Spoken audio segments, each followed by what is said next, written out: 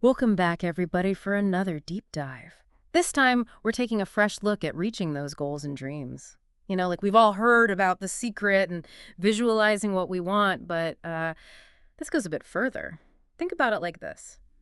Imagine looking back at where you are now from a point in the future where you've already nailed everything you set out to do. Hmm.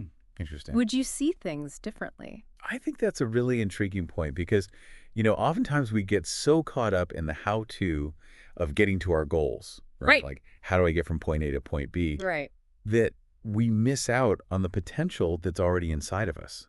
Hmm. It's like when you're standing too close to a puzzle, you're so focused on the individual pieces that you miss the bigger picture. Yeah.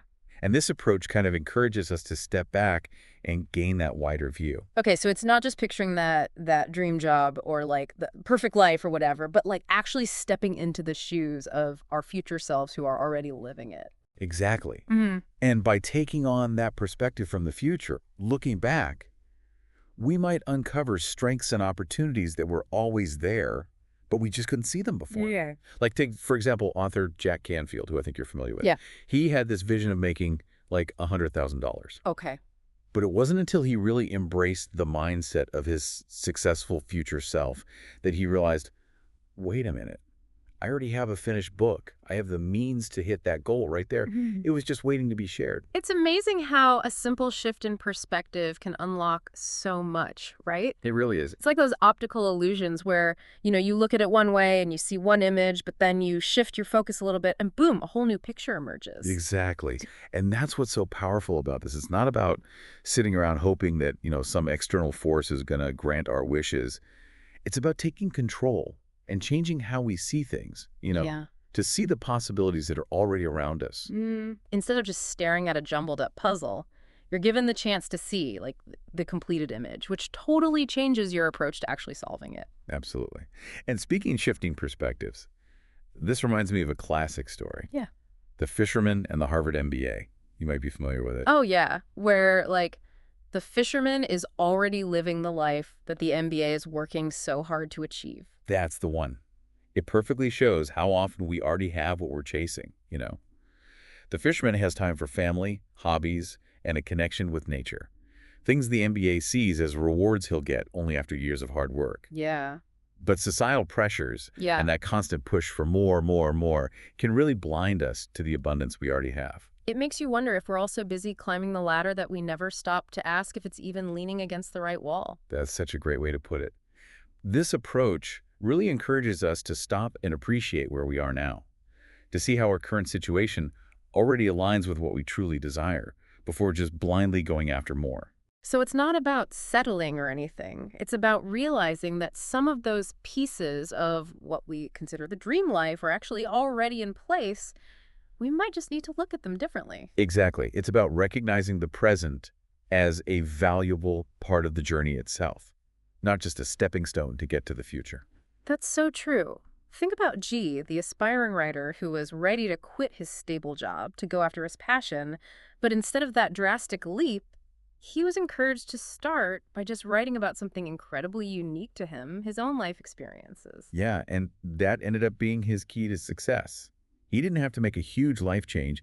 He just needed to tap into the richness of his own story. He was there all along. So he had this incredible story to tell, but he couldn't see its value until he looked inward. Exactly. And that's what we miss when we're only fixated on the external stuff. Yeah. We forget that the raw material for our dreams might already be right there within us. We just need the right lens to see it.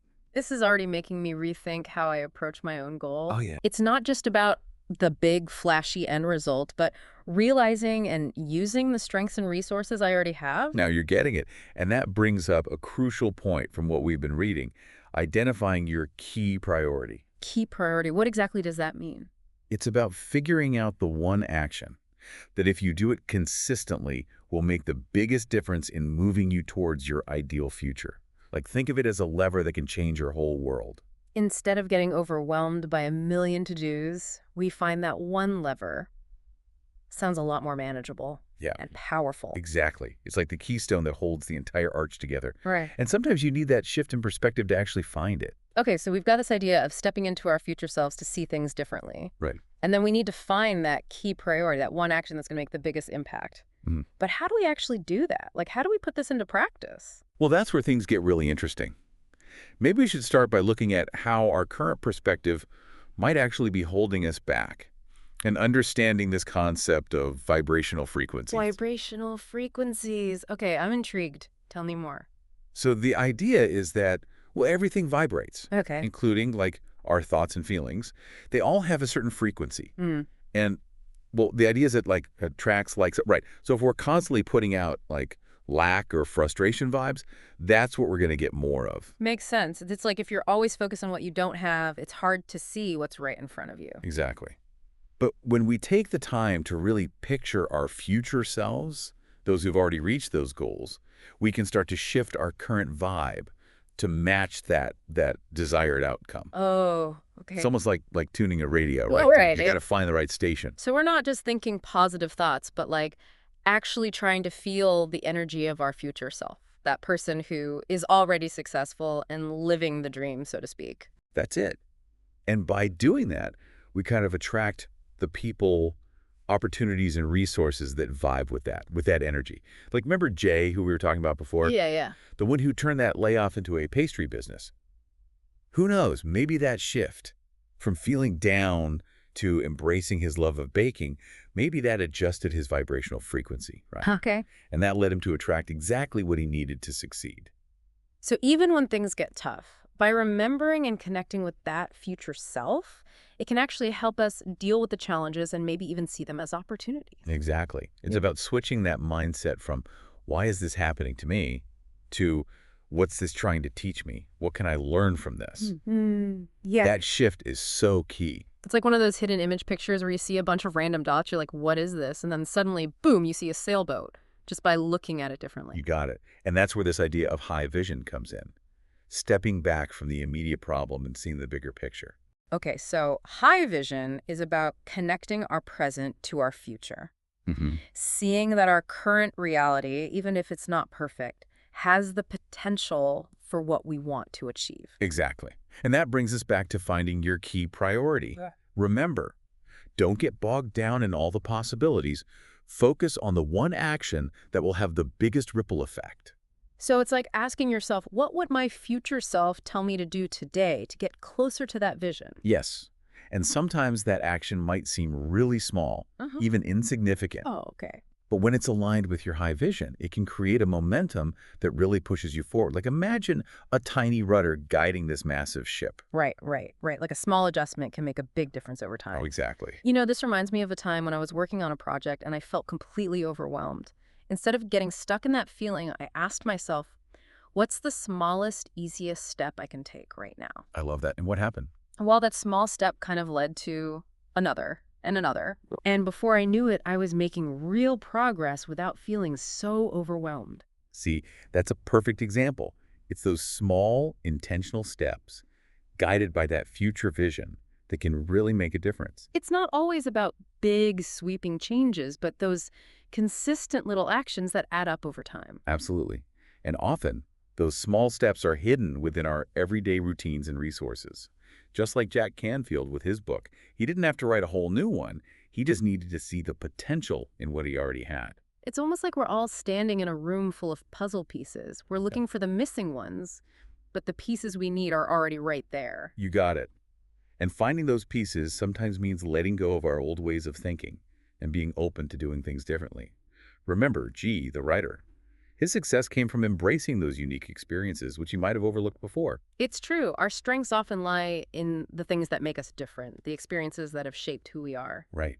And those experiences are already a part of our lives. just waiting to be recognized. So to recap, we've got these three key things.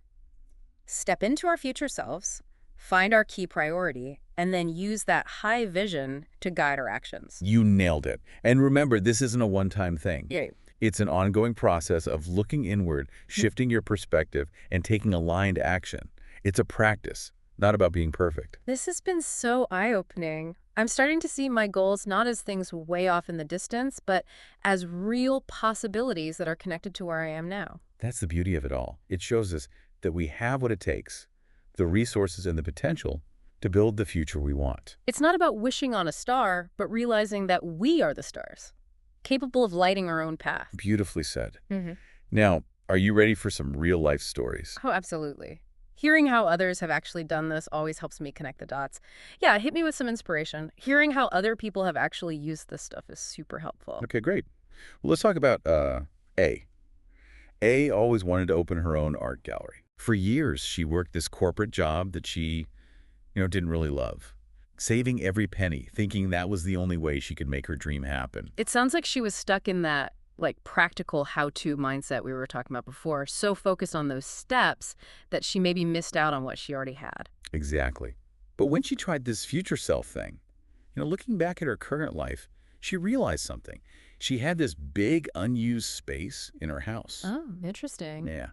Not exactly the fancy downtown gallery she'd always pictured, but it was a starting point. She started small, held little exhibitions there, built a following online, and you know what? Eventually, that different approach, starting in her own home, led her to opening that dream gallery. It's amazing how the answer can be right there in front of us. It really is. But we need that new perspective to really see it. It's like, I don't know, we're looking at a map of our town, right? Uh-huh. We're so fixated on finding this specific landmark that we completely miss the shortcut that's already highlighted. That's a perfect analogy. And that's the magic of tapping into that future self. Yeah. It's not about ditching logic or practicality. It's about combining that with a bigger vision. It allows us to see those hidden paths and resources. Right. It's like, that saying, the shortest distance between 2 points is a straight line, but sometimes life throws some curves in there, Oh, yeah, and we got to adjust our route. for sure. And sometimes those curves lead us to something even better than what we planned. Remember Jay, the baker, finding success after a layoff forced him to change paths. Right, right. His story is a great example of how what we see as setbacks can sometimes be the push we need to find our true calling. Exactly. It's like, what's that quote? Sometimes you have to lose yourself to find yourself. Ooh, that's good. And this whole approach, it's not just about, checking off goals on a list. Right. It's about connecting with who we really are. When we embody our future selves, we're not just picturing an outcome. We're stepping into a version of ourselves that's totally in sync with, what we value and what we're passionate about. It's about finding our definition of success, not someone else's. And then, using that to guide our choices. Exactly. And that's where real fulfillment comes in. It's about enjoying the ride, the journey, and becoming the best version of ourselves along the way. This whole conversation has been a great reminder that we have more power over our lives than we think. We're not just along for the ride, we're the ones creating it. And realizing that can be so freeing. It means we can take responsibility for our choices, handle those curveballs that life throws, and build a life that feels right, that feels authentic. I feel like I've got a whole new way of looking at my goals and dreams now. Instead of feeling stuck or overwhelmed, I'm actually excited to see what happens when I tap into that wiser future version of myself. That's what I like to hear. And just remember, it's a practice, not about being perfect. Yeah. There will be times when you slip back into old habits or feel lost.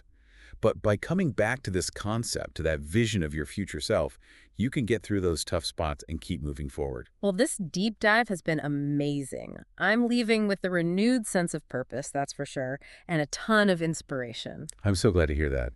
And remember, the journey starts now.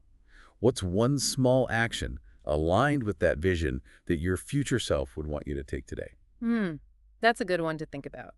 And to everyone listening out there, ask yourselves that same question. What one step, even a tiny one, can you take today that's in line with your most amazing, fulfilled future self? Until next time, keep those dreams alive, keep exploring, and keep tapping into the incredible power that's inside you. Thanks for joining us for this deep dive, everybody. We'll catch you next time.